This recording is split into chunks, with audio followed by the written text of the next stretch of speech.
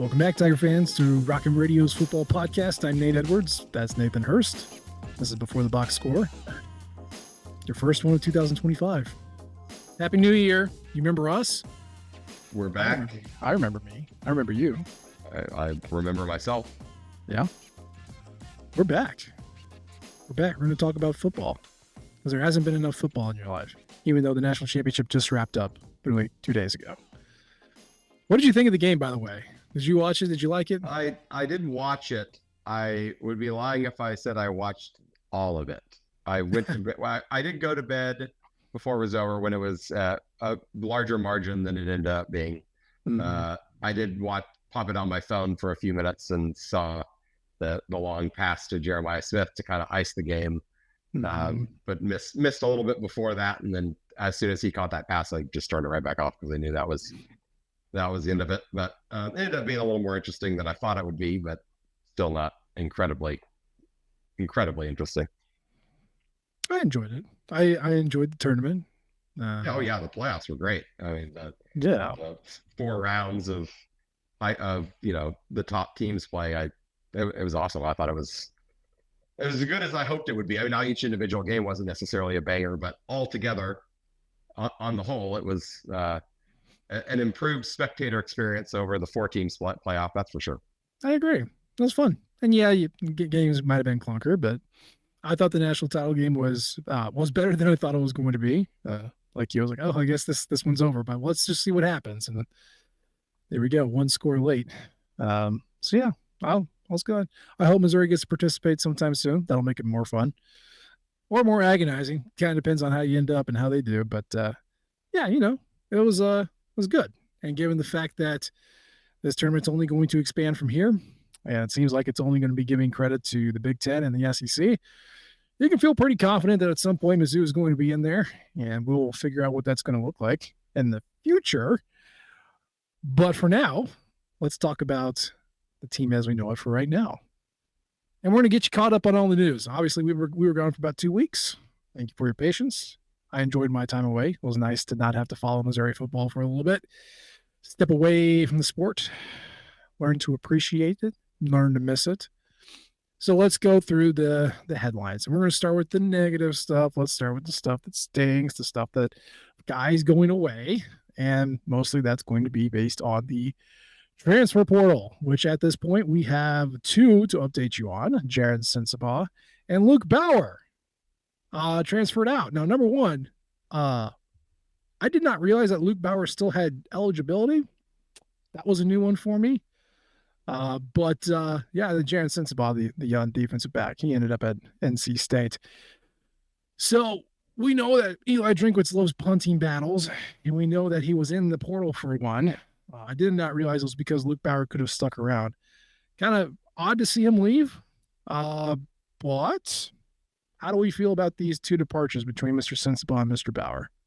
The Luke Bauer one was strange just because by all accounts, based on everything that I had heard and read, he was ready to graduate and move on, whether or not he had eligibility or not. So it kind of seemed, and this is without knowing anything at all from the inside, but it kind of seemed like he had told the coaches he was ready to graduate and move on with his life. And so they went out and found a replacement, and then he changed his mind and they said, well, we've already got, your NIL given to someone else and your scholarship given to someone else. So sorry, guy. So wish him the best. He's a fine punter. He's not going to blow your mind with his punting skills, but I think he's perfectly adequate. He'll find a soft landing spot somewhere. I don't blame him for wanting to stay in college 1 more year and play football 1 more year. If you're given a scholarship to do so, maybe a little extra cash. So good luck to him. Sensabaugh, I think this is just a case of getting impatient and not seeing the field at all as a freshman, and not that he should have necessarily been surprised by that. But it's a loss in that I think the coaching staff wanted him. They obviously wanted him when they recruited him. He's a player that probably will develop into a nice, at worst, a nice piece, a nice secondary safety or cornerback. I'm not sure exactly where he slots in there. It's obvious that another Power 5 or Power 4 team wanted him, and a little closer to home, which might have also played a role. I think he's from Tennessee, and NC State's quite a bit closer to Tennessee than Columbia is. So, best of luck to him as well. I think that they ended up more than replacing him on the other end. So it's not going to be a massive, at least short-term loss for the Tigers. That's for sure. Yeah. I mean, at this point, Missouri has been pretty consistent over the past couple of years. They play 3 corners, essentially. For 2023, that was Drayden Norwood, Chris Abrams-Drain, and Ennis Rakestraw. And in 2024, that was Drayden Norwood, Toriano Pride, and Nick DeLoach. I mean, those guys accounted for all but 29, 51 snaps from the corners. Sorry, 57 snaps from the corners. All but 57. So if you're a young guy, you're like, okay, well, they're all coming back. I only got so much time on my clock. Like, I get it. I get it. He was not going to play next year. And you'd like to see the field. You'd like to see it develop a little bit more. And he went somewhere where he thought that was going to be a better chance. So I hope it works out for him. I really would have liked to see him too, because I really liked him. I liked his high school tape. It was very intriguing. And fortunately, we're not going to be able to see what he can do as a Tiger. But yeah, good luck to him. I do wish we still had Luke Bauer, by the way. Not just for vibes, like the Kentucky throw forever and ever, amen. But just, St. Louis kid walks on, becomes a punter, makes his mark, graduates from the school, goes on and does something else. Like, that's a story, man. That's a story.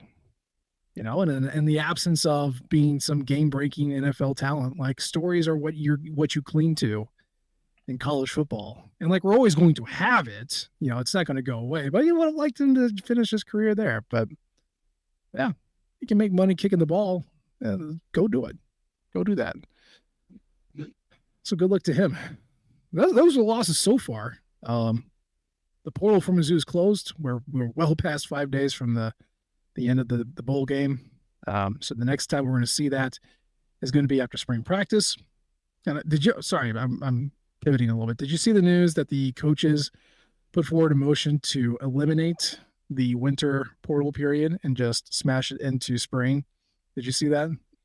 Meaning no transfers after bowl games, but rather wait till after spring practice to transfer.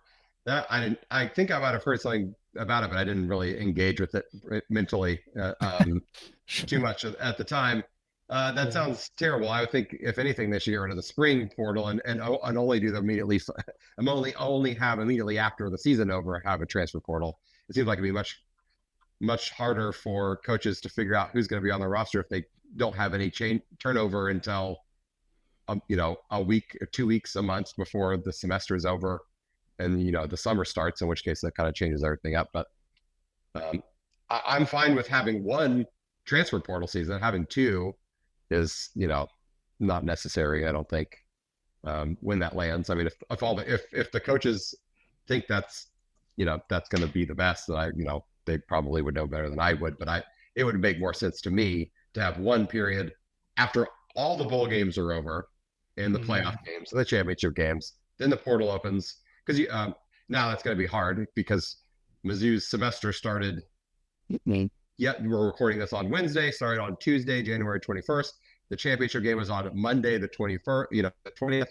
So that would not really be possible to get players into their schools before the school semester started, and ostensibly they are student athletes, so that would make it different there. That's what they say. Talking it out a little bit more, maybe it does make sense if you're going to have one portal season to do it in May. Then you at least have the whole summer for players to find new homes at that point. But you kind of end up just wasting your spring practice with repping up a bunch of guys that aren't gonna play for you. So that would be strange. And of course, then the NCAA came out and said, "Yeah, we actually can't stop you from transferring at any point." Okay, glad you threw that in there. What do you say? What do you say you do here, NCAA? What do you say you do here? Just cash checks, baby. Cash checks. And run tournaments, right? Run basketball tournaments. That's what they do. I don't know, man. was weird. But yeah, for school purposes, if we're still playing that, if we're still going along with that charade, then you do need it closer to like beginning of the year, if anything. But yeah, I think the coaches are just tired of re-recruiting their roster literally every freaking hour of the day, and they just stop, stop. I don't blame them. I mean, that's got to be a nightmare. Oh, it to work, is. work It so hard is. to get a guy to commit in the first place. And then you Yes. got to keep, and then you got to keep doing it not only every year, but probably month to month for a lot of Month to month. guys. Yes, Because absolutely. 18-year-olds are fickle. They They are. change their minds on a whim. So who knows? I'm sure some guys have transferred and stayed 10 times before they make a final decision. Absolutely. And part of me is like, well, that's what the multi-million-dollar contract's for, to deal with these headaches. But also, it is impossible to ask them to do this much. So I get it. Even all humans, even richly compensated ones, do have a limit. So I get it. But I don't know what's going to happen there. So yeah, those are the losses and a little brief foray into transfer portal talk. But we also got some additions. So we got some good ones. Let's start with the offense, because most of this stuff is defensive flavor. Of course, they brought in Vince Brown the second. If you said, who is that? 3 weeks ago, I would have said, I have no idea. But he is he's a tight end, and he comes to us from Colorado State. And he will be a graduate student. So this is this 1 year that he's going to be with Mizzou. Well, what do I know? I don't even know what eligibility rules are anymore. So assuming he's only 1 year. So you look at every position that you could potentially add players to, and tight end certainly wasn't at the top of my list, and certainly not a player like this.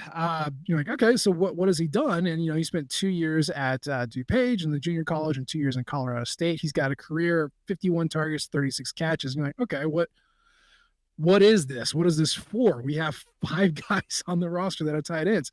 And then you look at what he did last year, and he was better than Brett Norfleet. He had 36 targets, 24 catches, 256 yards, 3 touchdowns.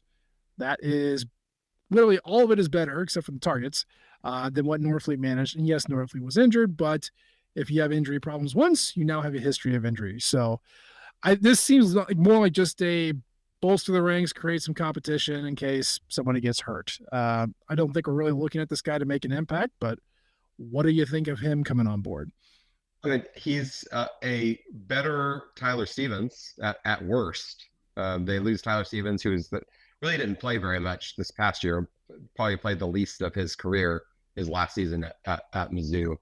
And this guy's much more accomplished than Tyler Stevens ever was, certainly receiving.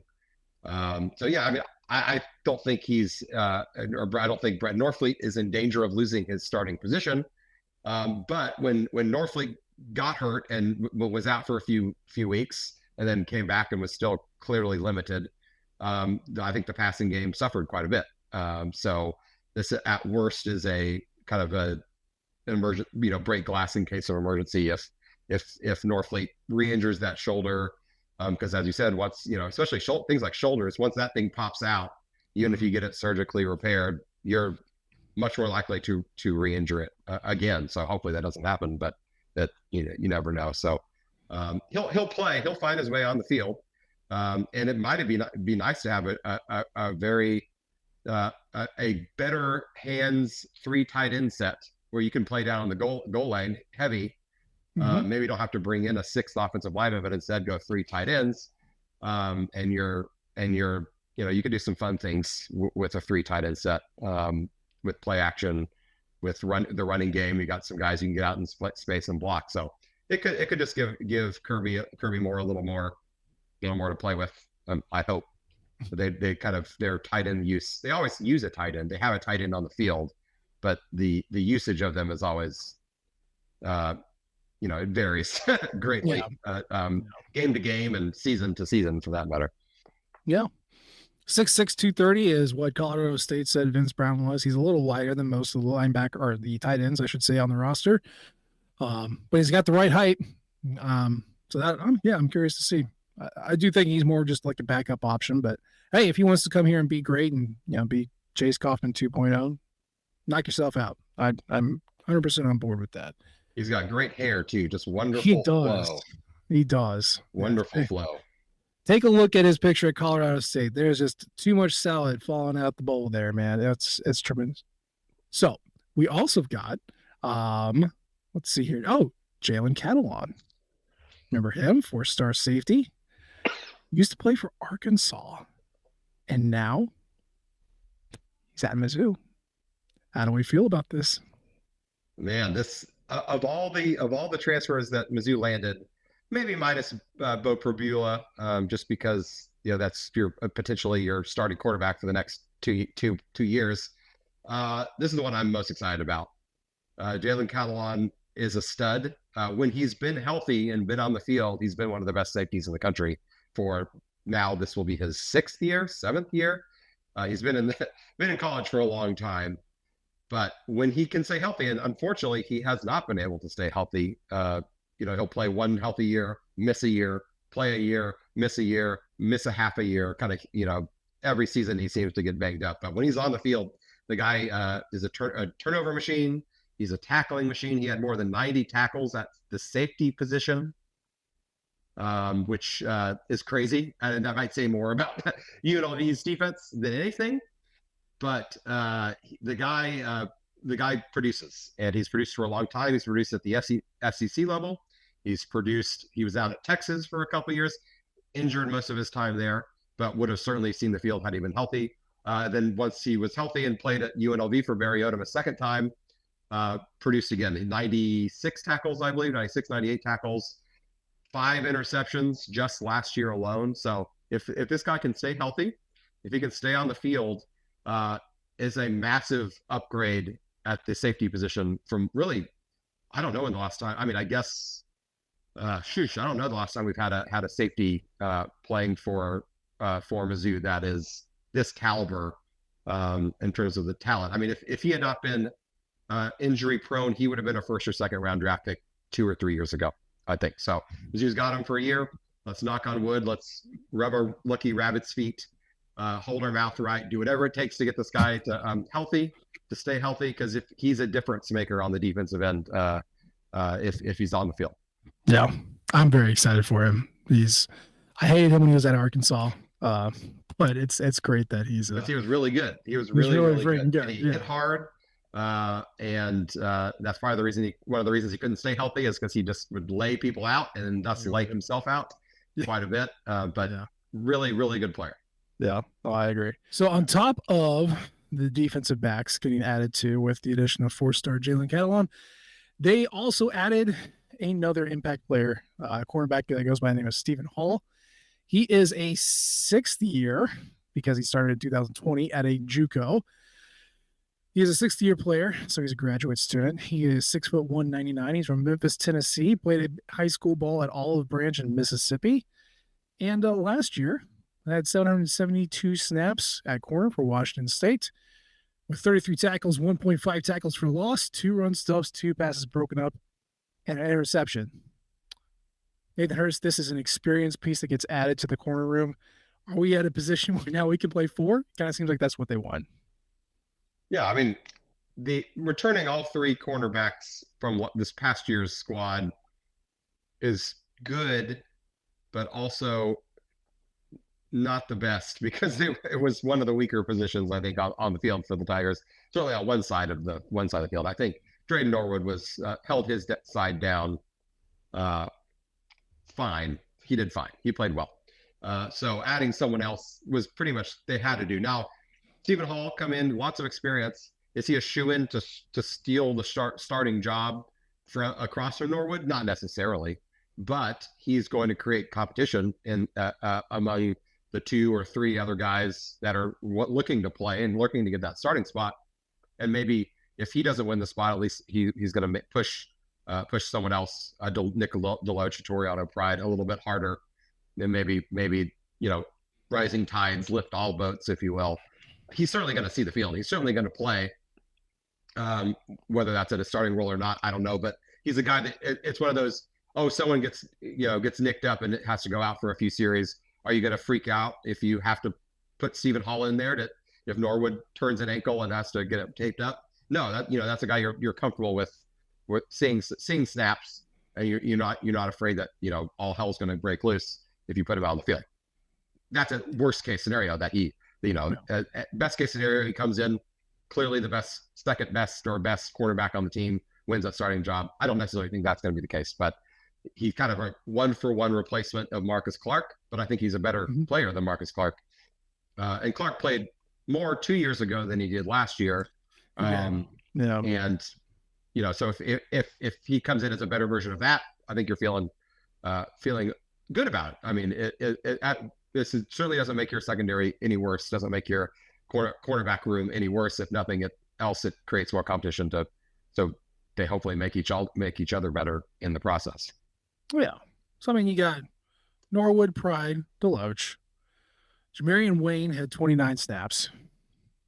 Most of those were in the bowl game. Yeah. Cameron Keys had 6 in one game. Shamar McNeil had 32 over 4 games. And then you bring in Mark Manfred, who's a freshman. So 3 of those guys, you don't really know what you have. And if you're trying to expand your rotation, because you know that Norwood's gone after next year, Pride's probably gone after next year, and Deloach is, seemingly pressing for playing time, but will be a third-year player this year, a third-year sophomore.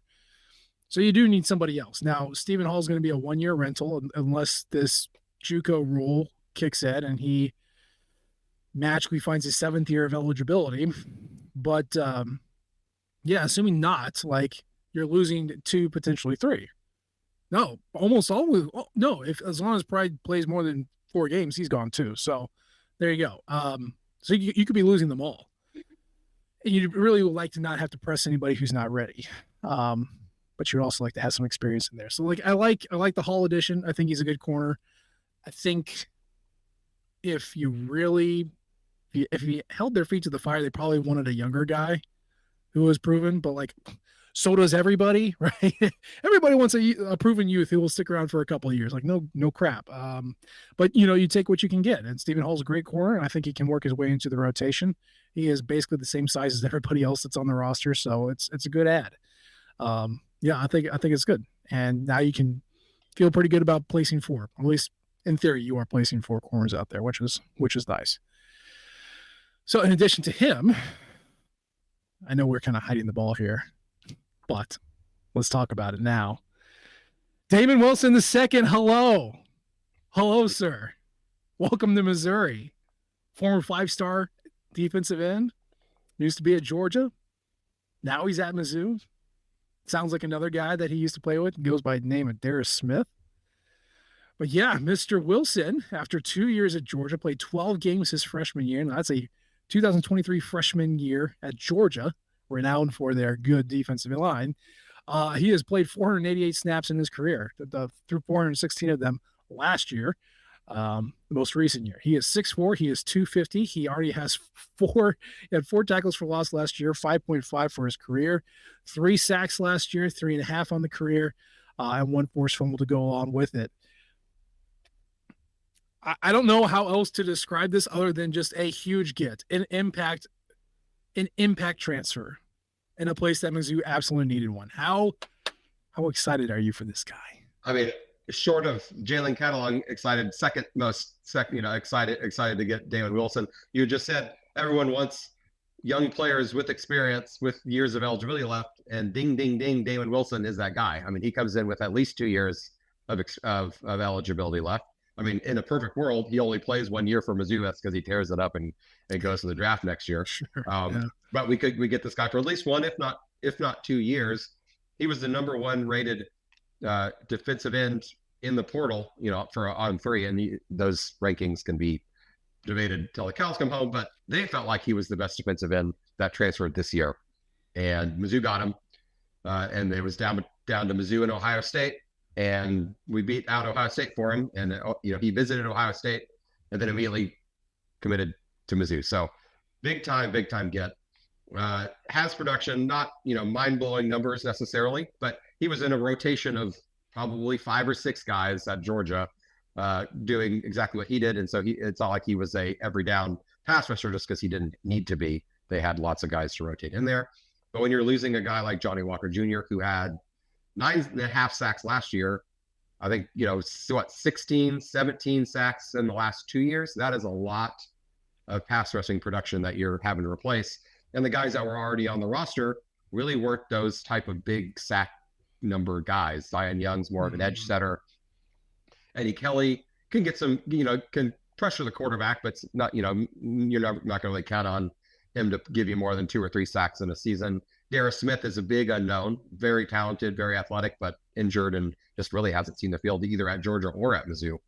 So having a guy that has come in and gotten sacks and gotten a good amount of sacks, a good amount of pressures, several forced fumbles, several recovered fumbles, he's exciting. And he's built exactly like you would want a devastating defensive end to be built.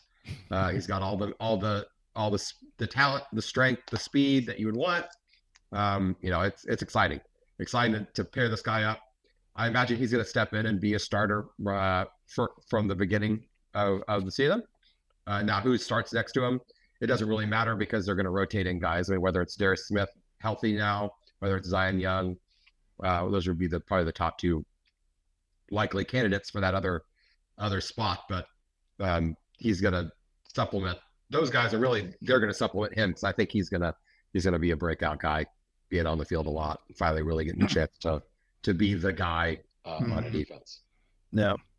And when you have defensive ends, you have the run setters and you have the pass rushers. And Johnny Walker and his 22 and a half sacks or 22 and a half tackles for loss, that is your rusher. That is the guy who disrupts everything. So yeah, you still have Zion Young and Eddie Kelly, to your point. They're on one side.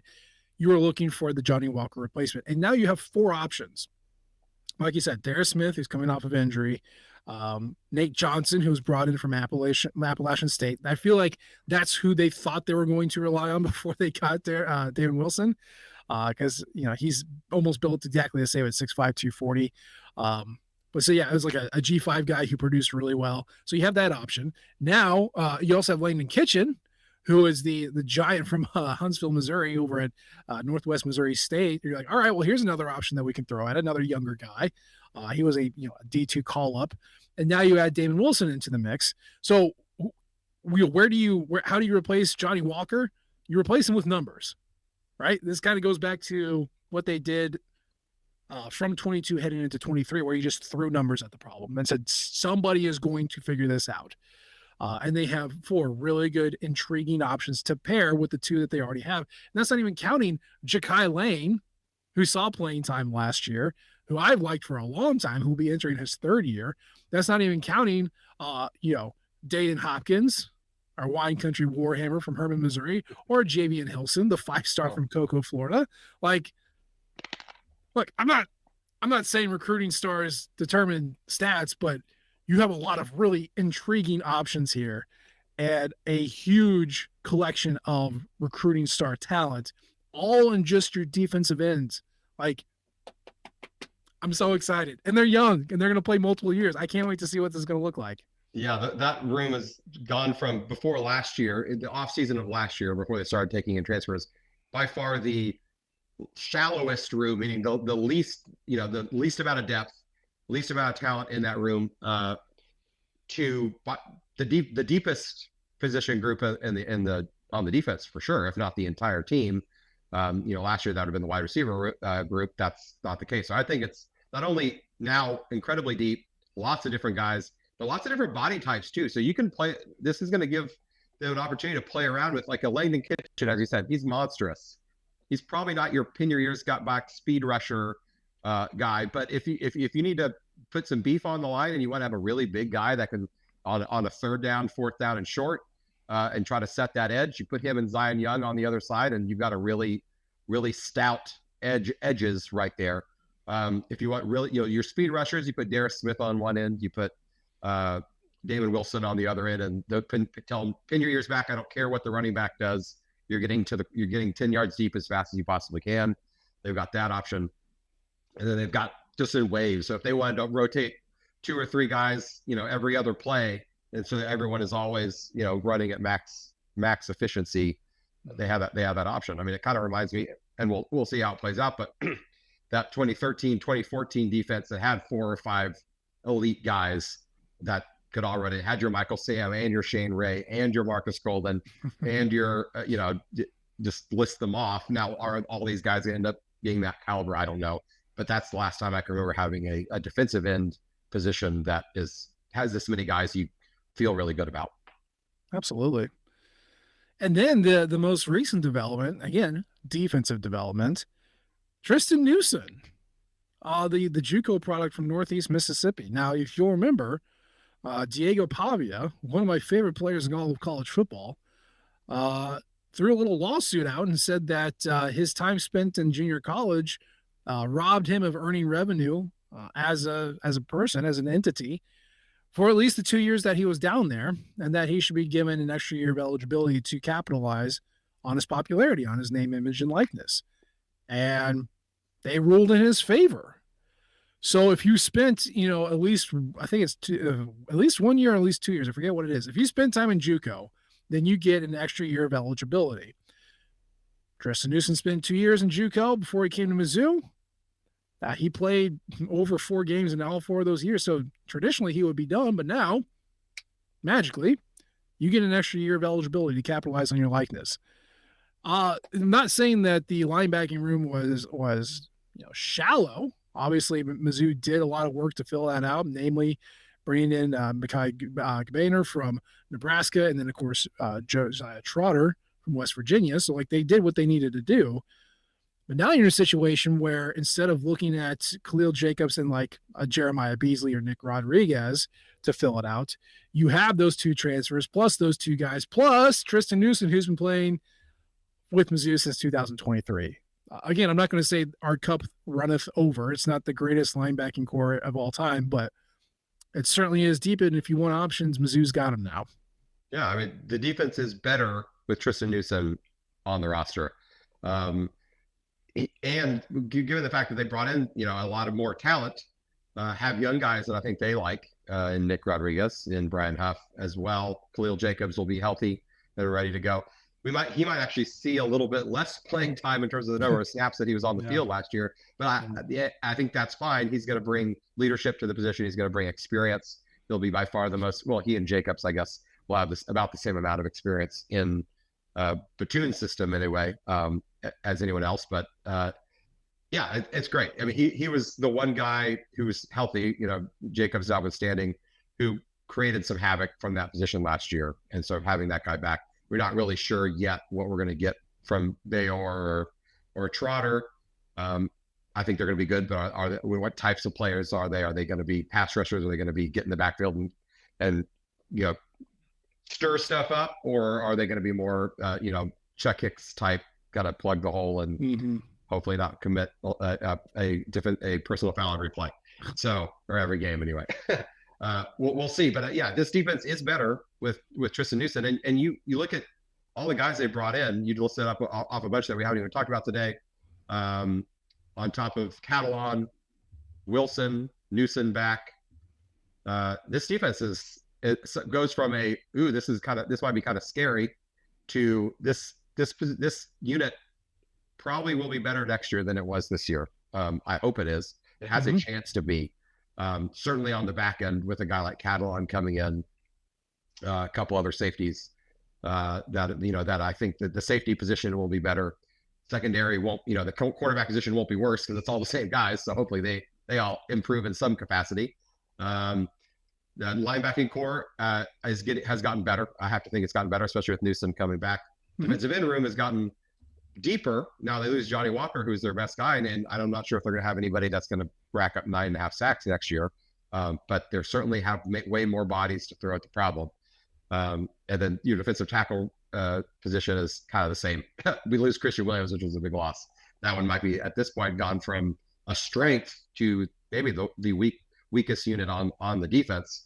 And if that's the weakest unit on the defense, I think this defense is in a pretty good spot. Yeah. And then, moving from the actual roster to the staff, Missouri got itself a new linebackers coach. I remember that DJ Smith, the longtime linebackers coach and co-defensive coordinator for Eli Drinkwitz, who was with him at Appalachian State, came with him to Mizzou, went back to App State. He is now the Mountaineers defensive coordinator. So Mizzou had some money to throw at a new linebackers coach, and they got their guy. His name is Derek Nicholson. He comes to Mizzou as late from Miami, Florida, where he was a co-DC and a linebackers coach for the past 2 years for the Hurricanes. And he comes to Mizzou.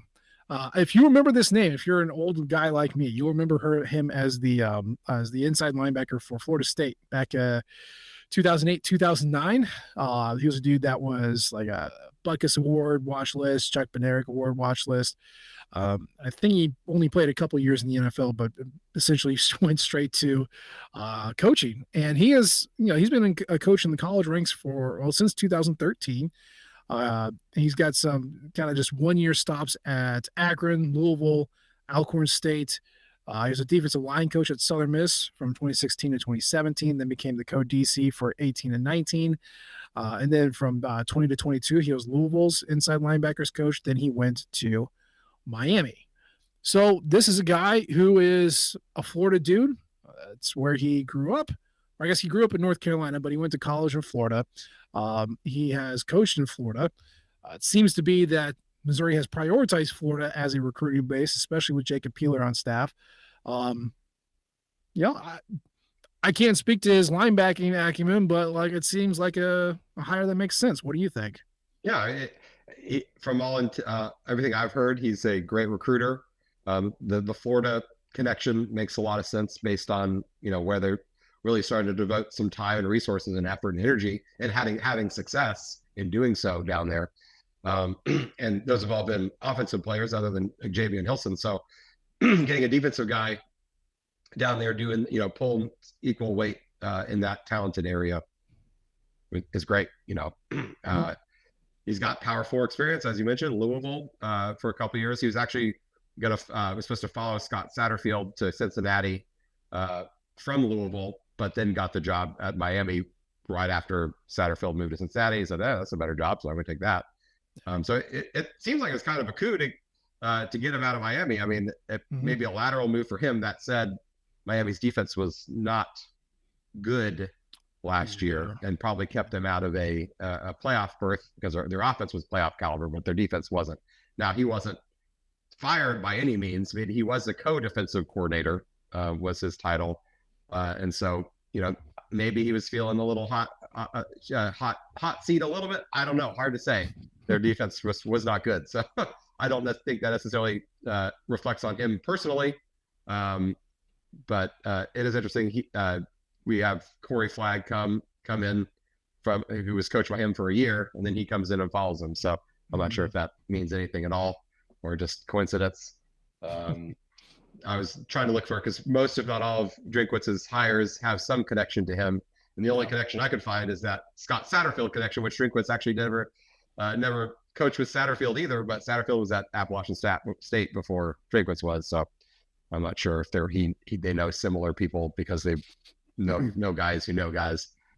But it seems like a good hire. I mean, you're going to replace a guy who was a loss, and you're not going to just fill those shoes overnight. So I think this is as good as you can get. He's got co-DC experience as well, so I don't think he's getting that title, at least yet.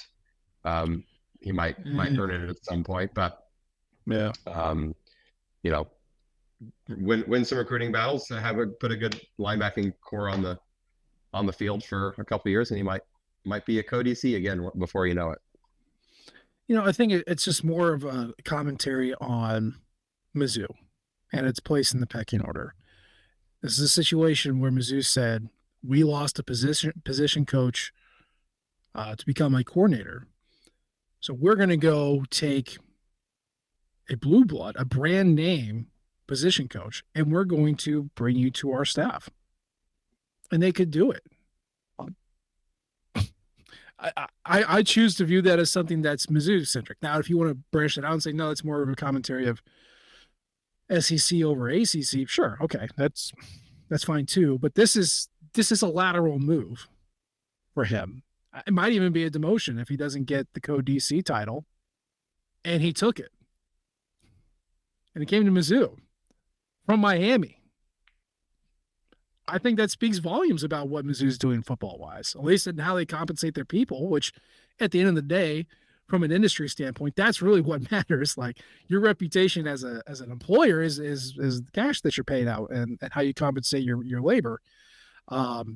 That's how I choose to view this. That Mizzou can just take their pick from the after rants and say, we're going to take your position coach that we like, and we're going to be successful. Yeah, ignoring whoever they actually wanted, how those talks went out. So there you go. Right. Well, we've talked about, the last few times that Mizzou has lost someone off the defensive staff, they've taken better jobs, right? They've left to step up, and so we've talked about how those are losses, but at the same time, ultimately a good thing, because you're going to be able to attract equally, other talented people, because they say, oh, if I go to Mizzou, I can be the next defensive coordinator at Appalachian State if I'm their linebackers coach, or if I go to Mizzou and I can be the defensive coordinator at LSU, or in the case of Steve Wilkes, I can go to the NFL. No, in his case, back to the NFL. But those guys all left and went to equal, if not better jobs. So that's a good thing. To show that, show coaches that they can come here and their career will be better for it. And this isn't a dead end job by any means. So this is just another example of that. Yeah. You want guys who are climbing the ladder, because they tend to be pretty good. And if they are good for you and they get what they want, then you replace them with someone else who's good. And machine keeps chugging, baby. So I'm very happy about this. It's less about what Nicholson can do in the immediate term for the linebackers and more about what Mizzou can do for itself as a program moving up in the world. So I think it's a good thing. Oh, that's all the news, man. We were only gone for 2 weeks, but it felt like, a billion different things happened. And that's just kind of the beauty of the transfer portal world. But yeah, I think we covered everything. Mizzou basketball is good, right? Like they're legitimately good. They're good. They're good. Yeah. Okay. They just lost a rather disappointing game last night, but they're good. The problem is the SEC is just an absolute monster this year in basketball, which is the first time. This is the best probably the SEC's ever been, I have to think. So Mizzou's good. That doesn't mean they're going to have win 30 games because their game in and game out, it's very difficult. But they're good, so it's worth they're worth following. If any of you Mizzou football fans who kind of sworn off Mizzou basketball for the last year or two want to come on back, they're fun. They are very fun to watch. There you go. Which is not something you can say about Mizzou basketball in the last 10 years. You can't say that too much. So this is a very fun team to watch. Yeah, SEC basketball is now like SEC baseball, which is like SEC football, which is like SEC gymnastics, which is like SEC women's basketball, softball, which is like SEC softball. SEC softball might be the toughest of any of the sports. Like, this is where we are. This is where we are. This is what we're doing now. Just stupid. But hey, you're in the greatest conference in the world. That's not the Big Ten. We've got a seat at the table, and then. For now, you have a seat at the table, which is really nice. But yeah, so if you don't remember, the basketball boys are going to do their thing. They're locked into the season, so you get plenty of podcasts from them. And of course, you've got the Olympic Sports Podcast, all the young writers, and of course, Karen, who herds cats and brings everybody together and gets you good information on all the Olympic sports that we cover here as well. We are going to be every other week. We're going to cover all the football stuff that happens there. So yeah, check in. We'll be around. We'll catch up with you. We'll keep writing stuff and begin the 7-month slog to the beginning of the 2025 season. But that is our show for today. As always, we appreciate the downloads and the subscriptions. You can leave a comment or you can rate us. We love all types of feedback from you all. You can follow us on Twitter at Matt and A.G. Edwards. He's at Burst to Hers. And of course, you can follow the Rockham flagship at Rockham Nation and a podcasting outlet at Rockham Radio. And if you're messing around Blue Sky, we're all over there as well. We appreciate you tuning in this time. We'll try to do better next time. And until then, MIZ. ZOU. Thank you, everyone, for tuning in to Rock M Radio, a proud partner of Fans First Sports Network. Rock M Radio is the official podcast network of Rock M Plus, a new and exciting subscription service provided by me and the other voices of Rock M Radio. Please take a few moments to head over to rockm.plus and sign up for an account today. The cost is only $5 a month, and the benefits include access to our live podcast, a subscriber-only message board, weekly newsletters, and more. If you enjoyed this episode of Rock M Radio and would like to see more just like it beamed directly into your personal device, Make sure to click the subscribe button below and tell your friends. Our podcast feed is available through the Apple Podcast app for iPhone, Google Podcast app for Android, whatever app you listen to your podcast. You can also find Rock M Radio on Spotify. If you're looking for a podcast about your favorite team that is not the Missouri Tigers, Fan First Sports Network is your answer. A full podcast network loaded with the team-specific podcasts covering Major League Baseball, the NFL, NHL, NBA, MLS, and more. We'll be back with more episodes of Rock M Radio coming to you soon.